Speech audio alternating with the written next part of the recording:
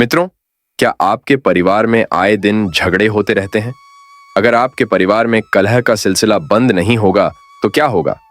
हो सकता है आप दोनों के बीच पहले से कहीं अधिक लड़ाइयां होने लगी हों, और वह भी बहुत बुरी तरह से। मित्रों, आज के इस वीडियो में हम चर्चा करेंगे कि किस तरह से हमारे घर में हो रही लड़ाई को हम कम कर सकते हैं। बैकुंठ धाम में एक सुनहरी सुबह थी। भगवान विष्णु अपने दिव्य आसन पर विराजमान थे और उनके चारों ओर अद्भुत शांति थी। माता लक्ष्मी उनके पास बैठी थीं। वे चिंतित दिख रही थीं। विष्णु जी ने उनकी ओर देखकर पूछा, देवी, क्या बात है? आप इतनी चिंतित क्यों दिख रही हैं? माता लक्ष्मी ने धीरे से कहा, प्रभु, मैं सोच रही थी कि धरती पर लोगों के घरों में इतने झगड़े और क्लेश क्यों होते हैं। क्या आपने कभी सोचा है कि वे इतनी छोटी छोटी बातों पर क्यों लड़ते हैं? क्या यह संभव है कि उन्हें शांति से रहने का कोई उपाय बताया जा सके? भगवान विष्णु ने मुस्कुराते हुए कहा, देवी, इसका उत्तर एक कथा के माध्यम से समझाऊंगा। आपको पूरी कथा सुननी होगी ताकि आप इसे अच्छे से समझ सकें। इस कथा में एक गहरा संदेश है जो मनुष्य के जीवन में शांति लाने में सहायक हो सकता है। माता लक्ष्मी ने सिर हिलाते हुए सहमति जताई। जी प्रभु, मैं पूरी कथा ध्यान से सुनूंगी। कृपया मुझे वह कथा सुनाएं। भगवान विष्णु ने कथा शुरू की। एक गांव में एक व्यक्ति रहता था। वह मेहनती और ईमानदार था, परंतु उसके घर में शांति कभी नहीं रहती थी।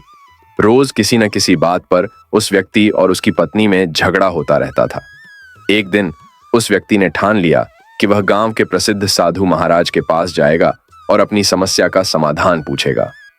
सुबह की शुरुआत बहुत ही उलझन भरी थी। उस व्यक्ति की नींद एक जोरदार चीख से खुली। उसकी पत्नी किचन में बर्तन पटकते हुए गुस्से में बड़बड़ा रही थी। उस व्यक्ति ने उठते ही कहा, अब क्या हुआ पत्नी?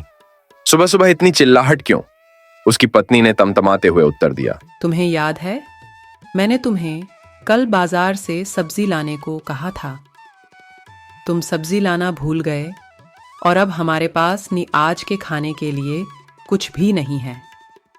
उस व्यक्ति ने गुस्से में जवाब दिया, मैंने सोचा था कि तुमने बाजार जाने की योजना बदल दी होगी। हर बार मेरी ही गलती क्यों मान ली जाती है? उसकी पत्नी ने क्रोधित होकर कहा, तुम हमेशा सोचते रहते हो पर कभी सही नहीं सोचते।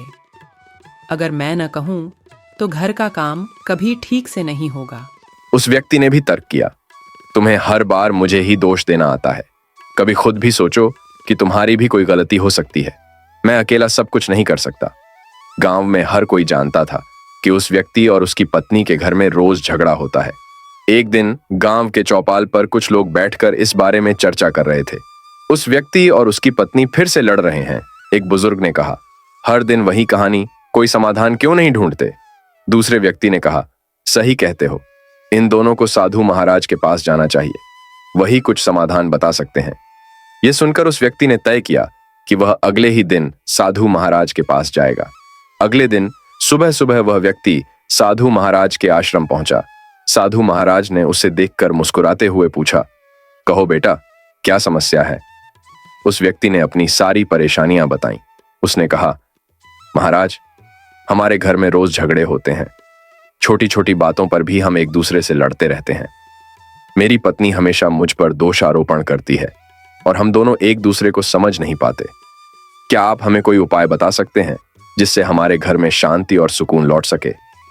साधु महाराज ने ध्यानपूर्वक उसकी बात सुनी और कहा, तुम्हारी समस्या समझ में आती है। इसके लिए तुम्हें एक छोटी सी परीक्षा से गुजरना होगा। चलो, पहले मैं अपनी पत्नी को बुलाता हूं। उन्होंने अपनी पत्नी को बुलाकर कहा, लालटेन लेकर आओ।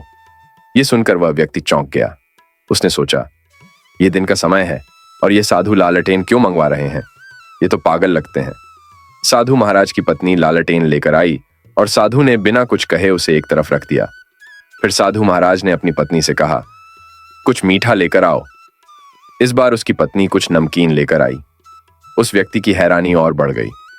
उसने सोचा, यह तो बिल्कुल पागलों का घर है। दिन में लालटेन और मीठे की जगह नमकीन। अब मैं क्या करूं? उस व्यक्ति जाने के लिए उठने लगा तो साधु महाराज ने उसे रोका और कहा, तुम सोच रहे हो कि यह पागलों का घर है ना? उस व्यक्ति ने सिर हिलाते हुए सहमति जताई। हाँ महाराज, मैं सोच रहा हूं कि यहाँ कुछ अजीब चल रहा है। दिन में लालटेन और मीठे की जगह नमकीन। मुझे कुछ भी समझ में नहीं आ रहा। साधु महाराज ने मुस्कुराते हुए कहा, देखो, जब मैंने दिन में लालटेन मंगवाई तो मेरी पत्नी ने मुझसे नहीं झगड़ा। उसने सोचा कि दिन में लालटेन का कोई विशेष काम हो सकता है, इसलिए उसने उसे मंगवा दिया। फिर जब मैंने मीठा मंगवाया और उसने नमकीन दे दिया, तब भी मैंने नहीं झगड़ा। मैंने सोचा कि घर में शायद मीठा खत्म हो गया होगा। एक दूसरे की गलतियों को समझने और माफ करने से ही घर में शांति बनती है। उस व्यक्ति को साधु महाराज की बात समझ में आ गई। उसने सोचा, साधु महाराज सही कह रहे हैं। यदि हम छोटी छोटी बातों पर ध्यान न दें और एक दूसरे को समझने की कोशिश करें तो हमारे घर का माहौल भी शांत हो सकता है। भगवान विष्णु ने कथा समाप्त करते हुए माता लक्ष्मी से कहा, देवी, इस कथा का सार यही है कि सहनशीलता, समझदारी और प्रेम से ही घर के क्लेश कम किए जा सकते हैं। छोटी छोटी बातों पर ध्यान न देकर एक दूसरे को समझने की कोशिश करें।